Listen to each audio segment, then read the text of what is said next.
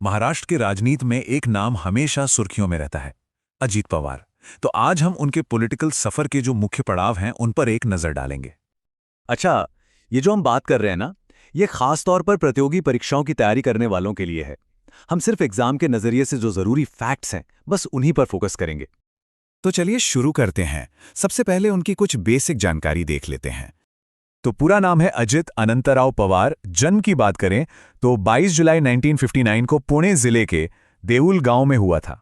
और हां, उनकी सबसे बड़ी राजनीतिक पहचान जाहिर है वो एनसीपी के संस्थापक शरद पवार के भतीजे हैं, और इस कनेक्शन ने उनके करियर में एक बहुत ही अहम भूमिका निभाई है। ओके, तो ये तो हो गई पर्सनल डिटेल्स। अब आते हैं उनके पॉलिटिकल करियर पर। देखते हैं कि उन्होंने कौन कौन से बड़े पद संभाले हैं।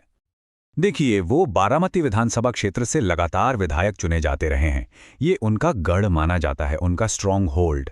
इसके अलावा उन्होंने महाराष्ट्र सरकार में फाइनेंस, इरिगेशन, रूरल डेवलपमेंट जैसे बहुत महत्वपूर्ण मंत्रालय भी संभाले हैं। इससे उनका मजबूत प्रशासनिक अनुभव साफ दिखता है। लेकिन इन सबसे भी ज्यादा जरूरी बात क्या है पता है?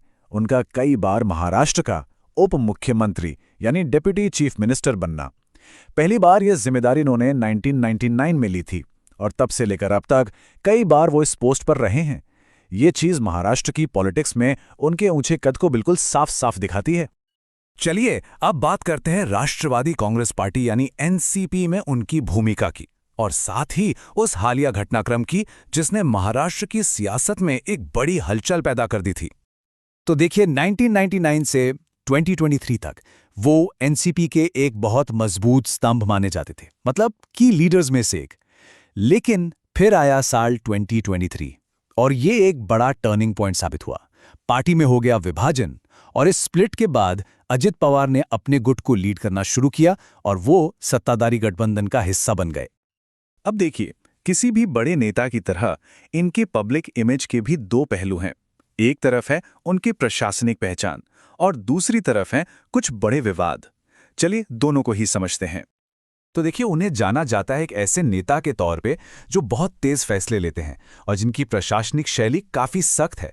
वहीं दूसरी तरफ देखें तो उन पे सिंचाई घोटाले जैसे आरोप भी लगे, और जो हाल में पार्टी का विभाजन हुआ उसको लेकर भी वो काफी विवादों में रहे। ठीक है, तो चलिए अब इस पूरी चर्चा को एग्जाम के नजरिए से सबसे जरूरी फैक्ट्स के साथ समेटते हैं।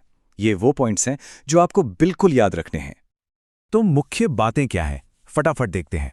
उनका निर्वाचन क्षेत्र बारामती, सबसे महत्वपूर्ण पद महाराष्ट्र के उप मुख्यमंत्री, वो भी कई बार। प्रमुख मंत्रालय कौन से संभाले? वित्त और सिंचाई। पार्टी एनसीपी, जिसमें वो अब अपने गुट के नेता हैं। और सबसे अहम घटना 2023 का एनसीपी विभाजन। ये वो फैक्ट्स हैं जिनसे सीधे सीधे सवाल बन सकते हैं। तो ये था अजीत पवार के राजनीति करियर का एक संक्षिप्त विश्लेषण एग्जाम के नजरिए से।